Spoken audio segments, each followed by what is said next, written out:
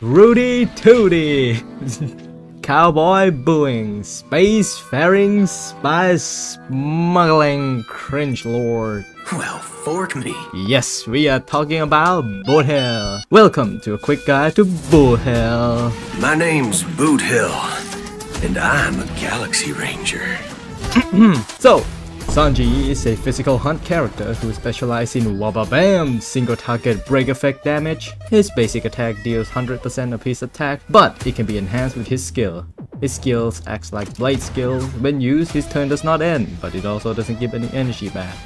Instead, it will enhance his basic attack into an enhanced basic attack, going from 100% to 120%. After using his skill, Boothill and a targeted enemy will go into a standoff state, or duel for short. While in a duel, Boothill and the enemies will deal bonus damage to each other, 30 to the enemies and 15% to Boothill. When an enemy weakness is broken or defeated in a duel, Boothill will gain 1 stack of pocket trick shot, which is essential for his damage, and I will talk about them right now. Boothill talent is where the big damage numbers come in. It works alongside his skill because each stack of pocket trick shot he gets from breaking or killing an enemy will increase his basic attack toughness reduction by 50%, which can be stacked up to 3 times. If the enemy is broken physically or depressed by how cringe Boothill is, aka he is on enhanced basic attack, the enemy will take extra break damage according to how many stack of pocket trick shot he has. So 70, 120 and 170 respectively.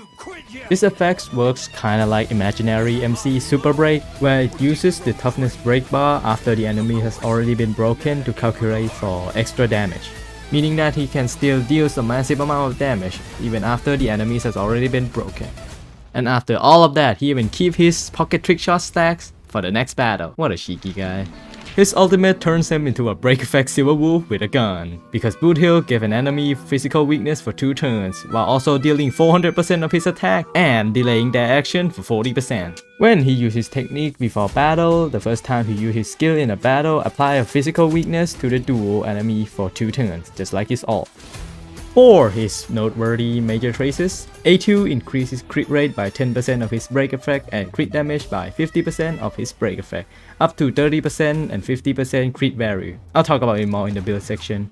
His A4 reduces damage taken from a non-dual enemy by 30%, which is comfy, and A6 regen 10 energy when he gets a pocket trick shot, even if it's over the max stack, which helps him get his ult much quicker.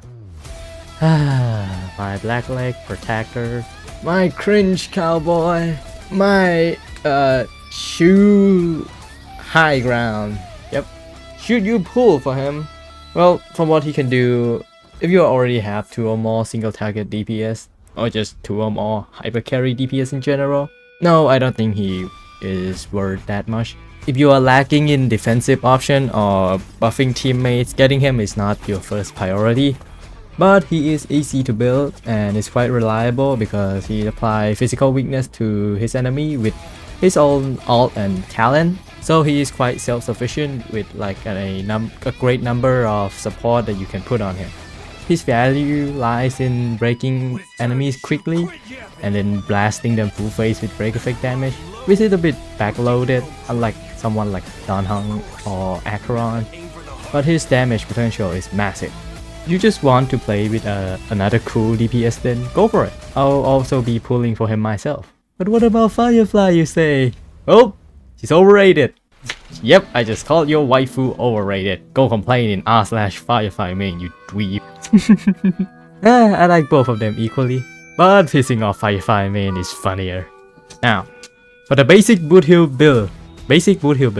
The common build right now is 4-piece Thief of Shooting Meteor because it gives you break effect and energy regen upon breaking enemy. You can also go with 2-piece Thief, 2-piece Watchmaker. In other words, you can go with 4-piece Quantum if the enemy is Quantum weak.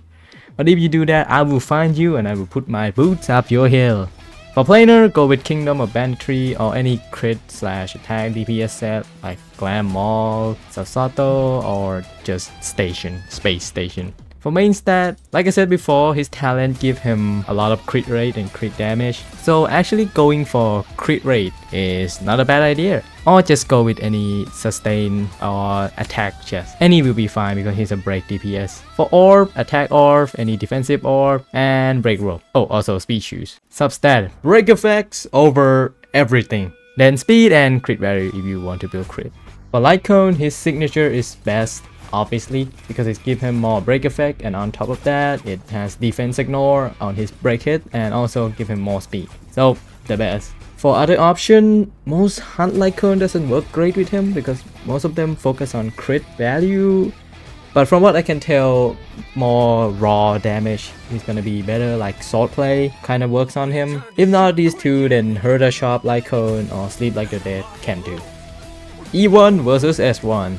E1 gives him one trick shot at the start and 16% defense ignore, which bump his damage up and push him from being a backloader into a backloader, but a little faster, which to be fair increases cycle and damage potential for faster clear a lot. But considering the light cone option right now, if I suggest for free-to-play player, I would say get his S1 before getting his E1. For team up, Boothill best friend right now is Runmei plus Imaginary MC plus a sustain Gallagher, Hua, or any other sustain will do.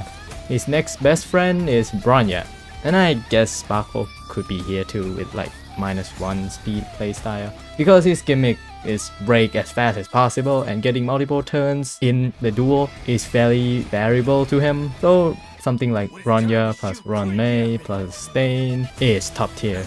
To summarize, Boothill is a main break DPS who can apply his own weakness on his dual enemy, and the more enemy he breaks, the stronger he gets. Thanks for watching, that was a quick guide to Boothill.